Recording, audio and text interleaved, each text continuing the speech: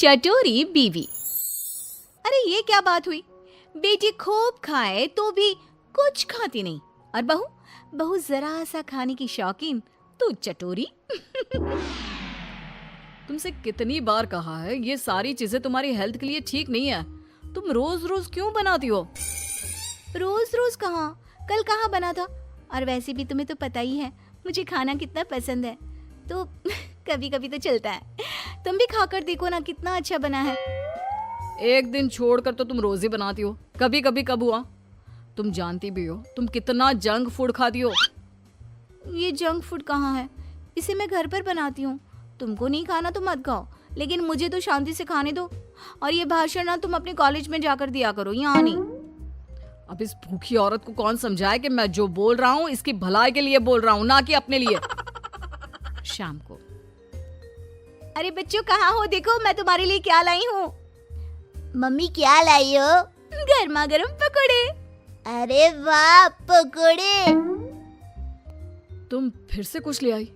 खुद तो खाती ही हो, ऊपर से बच्चों को भी ऐसा खाना खिलाती हो। दोनों माँ बेटे का साइज बिल्कुल एक जैसा है।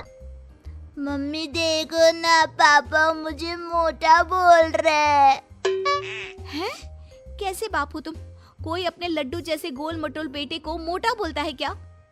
लड्डू? ये लड्डू नहीं कद्दू है। कद्दू जी माफ कीजिएगा। खैर बच्चे ये सुनकर रोने लगता है। देखो रुला दिया ना मेरे लड्डू को, बेचारा। ले लड्डू तू ये पकोड़े खा, हाँ इनको रहने दे, ये ऐसे ही है टेढ़े। शाम को सुरेश के माँ बाप घर आते हैं। ये इतना सारा खाना तूने किसके लिए बनाया हुआ है बहू?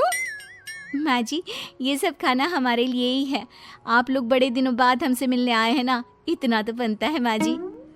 माँ ये जो बोल रही है ना आपके लिए, वो आपके लिए नहीं है, उसने खुद के लिए बनाया है। माँ जी आप ना इनकी बातों पर ज्यादा ध्यान मत दीजिए, इनकी तो आदत ही है मजाक करने की। आप खाना खाइए ना।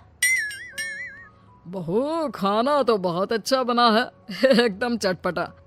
लेकिन हमारी उम्र में लोग चटपटे से ज्यादा सादा भोजन खाना पसंद करते हैं। ये सही बोल रहे हैं।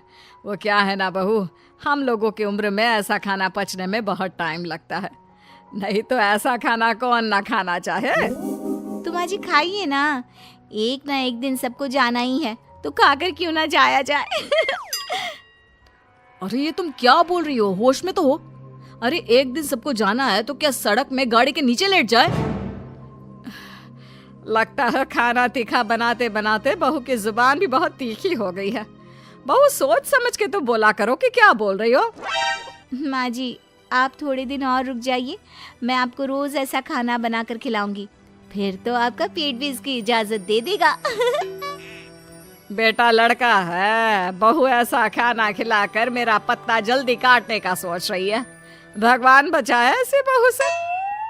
ठीक है माँ जी, लेकिन थोड़ा खाना और तो लीजिए।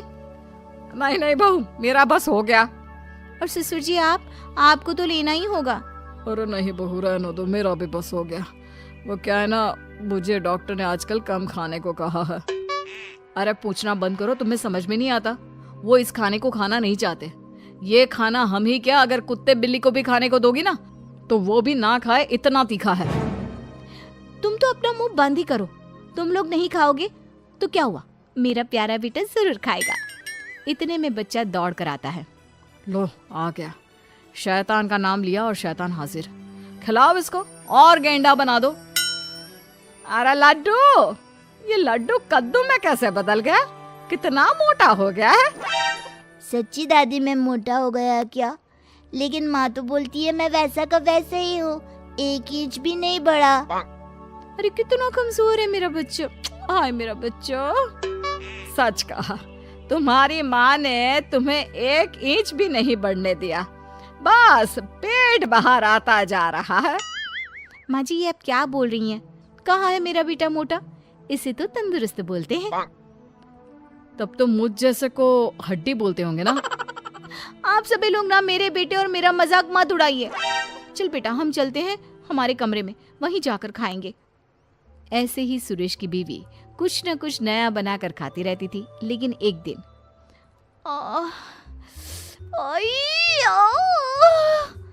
क्या हुआ? क्यों नाटक कर रही हो?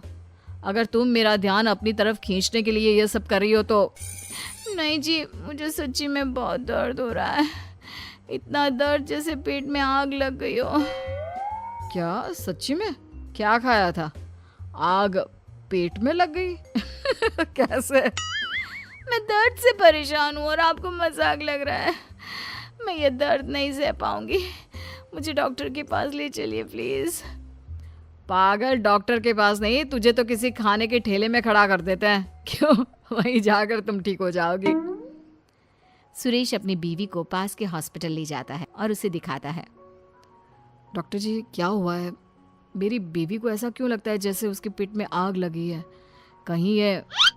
पति डर सा जाता है, लेकिन तभी अरे नहीं नहीं, कुछ नहीं। वो क्या है ना, लगता है आपकी बीवी कुछ ज़्यादा ही तीखा खाना खाती है। अब आजकल की औरतें कहाँ ऐसा खाना खाती हैं, लेकिन अब इसी के कारण इनके पेट में इन्फेक्शन हो गया है। अच्छा, तो डॉक्टर ये इन्फेक्शन सही कैसे होगा? ये तो तीखा खाना छोड़ ही नहीं सकती। नहीं छोड़ सकती तो क्या होता है? अरे भैया, इनको तीखा और बाहर का खाना बंद करना ही होगा, नहीं तो ये इन्फेक्शन फैल गया तो अच्छा नहीं है। इसका ऑपरेशन करना पड़ेगा। फिर तो ये गजब सा फिगर है ना भाभी जी का वो अम्मी जी जैसा हो जाएगा। बाकी भाभी जी की मर्जी। नहीं नहीं, मैं मोटी आंटी जैसी नहीं बनना चाहती। पर डॉक्टर साहब, अच्छा मैं ये सब खाना छोड़ दूंगी। पति डॉक्टर को देखता है और फिर तुमने सुना डॉक्टर की बात? तुमसे कितनी बार कहा मैंने, लेकिन तुम नहीं मानी। अब कर दी ना अपनी तबीयत खराब, और खाओ तीखा चटपटा खाना। तुम अब चिढ़ाओ मत मुझे। अच्छा तुम ये डॉक्टर से पूछ कर आओ ना कि हफ्ते में 1 दिन खा सकते हैं क्या। उस वक्त तो डर के मैंने बोल दिया था, लेकिन अब मुझे मुश्किल लग रहा है। यहाँ जान पर बनाई है और इसको खाने की पड़ी है। अभी भी आधी रात को मेरी नींद खराब कर तुमको अपने खाने की चिंता हो रही है। यार कुछ तो सुधर जाओ। तभी सास बच्चे को लेकर आती है। बेटा, ये छोटू भी पता नहीं क्यों पेट पकड़ कर बैठा है, जरा देख ले। अब इसे क्या हो गया?